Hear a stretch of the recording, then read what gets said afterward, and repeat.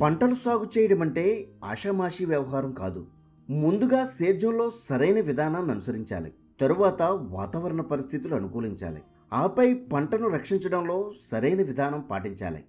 ఈ మూడు సమతూకంలో సమకూరితేనే పంట చేతికొస్తుంది. ఇదే ఆలోచన చేసింది రైతు సాధికార సంస్థ. పంటలు రక్షించడంలో భౌతిక పద్ధతుల స్థానంలో ప్రత్యేకమైన సాగు విధానాన్ని రూపకల్పన చేసి క్షేత్రస్థాయిలో మెరుగైన ఫలితాలు అందిస్తోంది.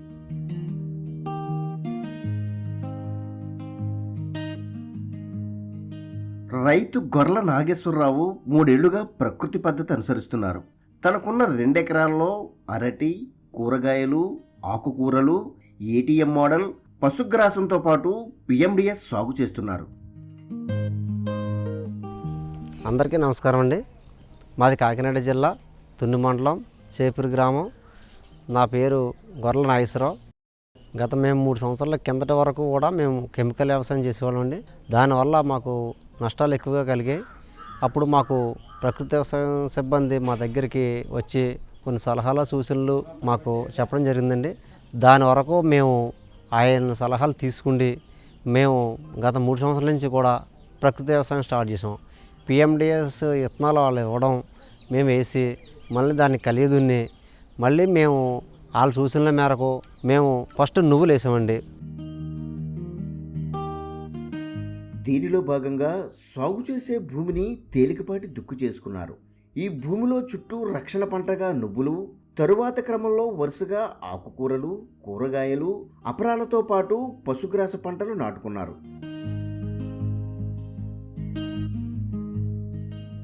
ఈ సంవత్సరం చుట్టూ కూడా కోతులు బెడద తగ్గించడం అన్న ఆలోచనతో 10 అడుగుల వెడల్పుతోటి చుట్టూ నువ్వులు ఇవి పెట్టి తర్వాత కూర బొబ్బరి, తోటకూర, గోంగూర, జొన్న, మొక్కజొన్న వేసామండి.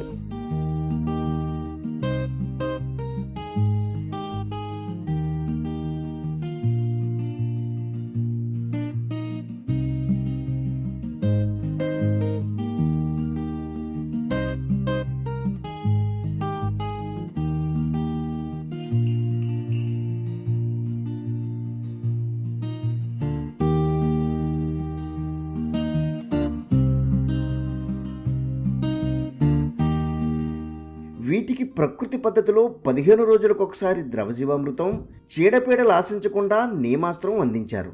ఈ విధంగా సంస్థ రూపొందించిన రాజీలేని సూత్రాలను సాగులో పక్కాగా అమలు చేశారు. ఈ సంవత్సరం 400 కేజీలు ఘనజీవామృతం దుక్కులో వేసి వ్యవసాయం స్టార్ట్ చేసే ముందు పిఎండిఎస్ వేసి మేము ఈ సంవత్సరం వ్యవసాయం స్టార్ట్ చేసామండి. 15 రోజులకు ఒకసారి జీవామృతం 3 దఫాలుగా వేయడం జరిగింది. పిఎండిఎస్ వేసిన 15 రోజులకి నేమాస్త్రం స్ప్రే చేయడం జరిగింది.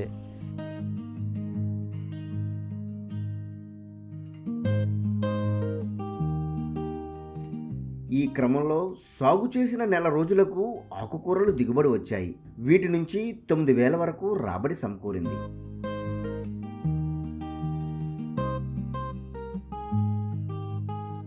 మేము ఆల్రెడీ గోంగూర తీసామండి. దానికి ఒక 5,000 వచ్చింది. తోటకూర తీసాం, అదొక 4,000 వరకు వచ్చింది.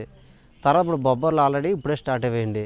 తర్వాత మాకు జొన్న అనేది మాకు పశువులకు ఉపయోగపడుతుంది. మొక్కజొన్న వేసాం కానీ ఇంకా తయారవ్వలేదు. ఈ రకంగా ఉండడం వల్ల రైతుకి లాభదాయకంగా ఉంది. దీనివల్ల మనకి కోతులు బెడద తగ్గుతుంది. తర్వాత మనకి ఖర్చు తగ్గి ఆదాయం అనేది మనకు సమకూరడం జరిగిందండి.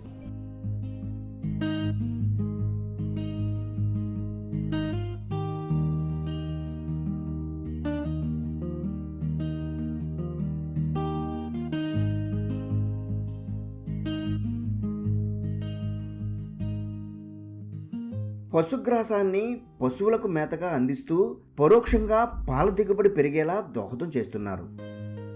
మాకు ఇందులో వేసుకున్న గడ్డి మేము గేదెలకి ఆవులకి వేసుకోవడం జరుగుతుంది. దానివల్ల మాకు పశువులకి మేత ఉపయోగపడుతుంది.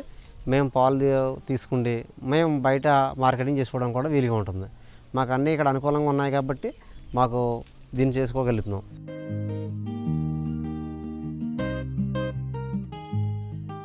దీనిలో మిగిలిన నువ్వు అపరాల పంటలను సైతం సేకరించే విధంగా ఏర్పాట్లు చేసుకుంటున్నారు.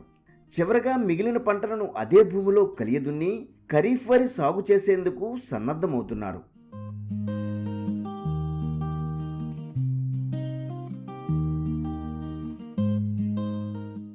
గ్రామ స్థాయిలో సాగు భూములకు ఎటువంటి రక్షణ కంచెలు లేకపోవడం సర్వసాధారణం. దీనివల్ల సాగు చేసిన పంటలను పశువులు మేకలతో పాటు కోతులు పాడు చేస్తుంటాయి. ఇలాంటి వాటి నుంచి రక్షించాలంటే ఇవి తినేందుకు ఇష్టపడని పంటలు వేసుకోవాలి. రైతు నాగేశ్వరరావు ఇదే చేశారు. నువ్వు పంటను సరిహద్దులో వేయడం వల్ల పశువులు మేకలతో పాటు కోతులు సైతం వీటిని తినేందుకు ముందుకు రావడం లేదు.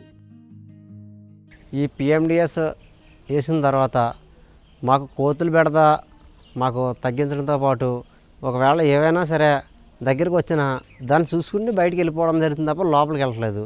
ఆ లోన్ ఉండే వ్యవసాయం అనేది మనం కాపాడుకోవడం జరుగుతుంది. ఈ నువ్వులు చుట్టూ వేయడం వల్ల ఈ బోర్డర్ మనల్ని లోపల ఉండే పంటని కాపాడడంతో పాటు మనకి ఒక సెక్యూరిటీలాగా ఉపయోగపడుతుంది.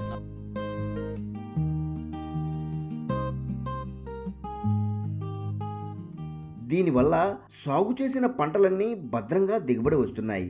దీంతో పాటు పిఎండిఎస్ పంటల నుంచి అధిక రాబడి సమకూరే అవకాశం ఉంటుంది.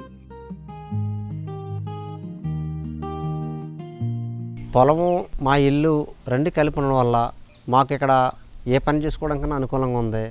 తర్వాత మేము వేసే పంటలో మా దగ్గరికి కస్టమర్లు వచ్చి తీసుకుని వెళ్ళిపోతున్నారు. ఈ ప్రకృతి వ్యవసాయం అనేది మనకి కెమికల్ కలకుండా మనం చేస్తున్నాం కాబట్టి ఆర్గానిక్ కాబట్టి వీళ్ళంతా వచ్చి మా దగ్గరే కొనుక్కుని వెళ్ళిపోతున్నారు.